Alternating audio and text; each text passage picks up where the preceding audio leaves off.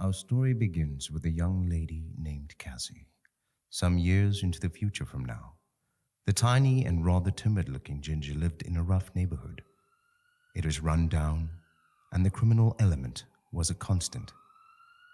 Even a trip to the grocery store was a risk, and a great risk indeed. One of these very trips to the store would set this young lady on a path that would forever change her life, her entire world as she knew it. Whilst being observant and overly curious, she made her way through the entrance of the store, greeting the owner as he sat behind his bulletproof glass barrier. The only protection he had.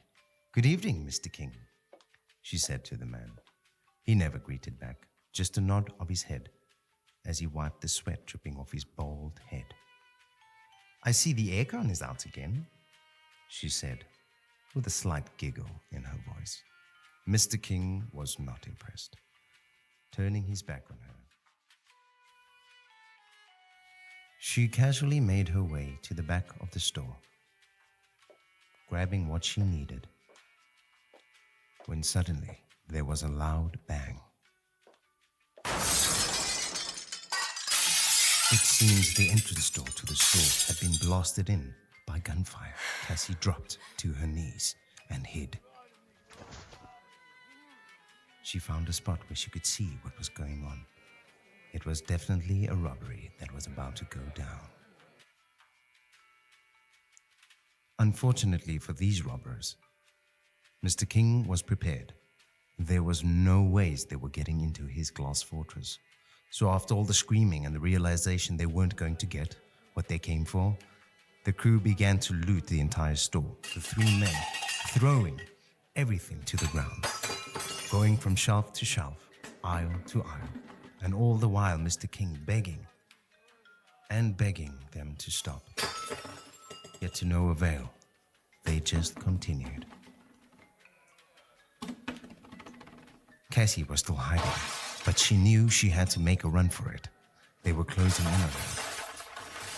And before she knew it, one of the thugs had pulled her legs and then continued to drag her down the aisle towards the till.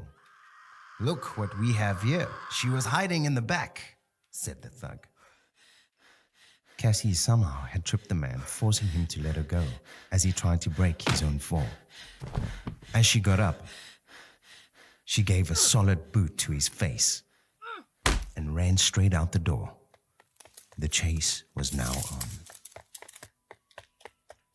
Making her way down every alley, she frantically ran as fast as her short legs could, always keeping just ahead of the three thugs that were on her tail.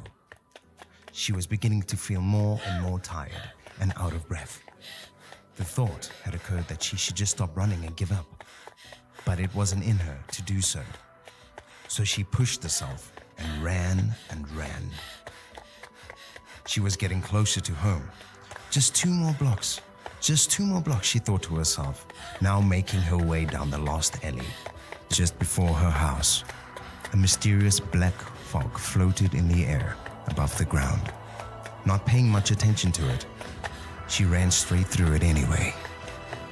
Then there was nothing. Just darkness.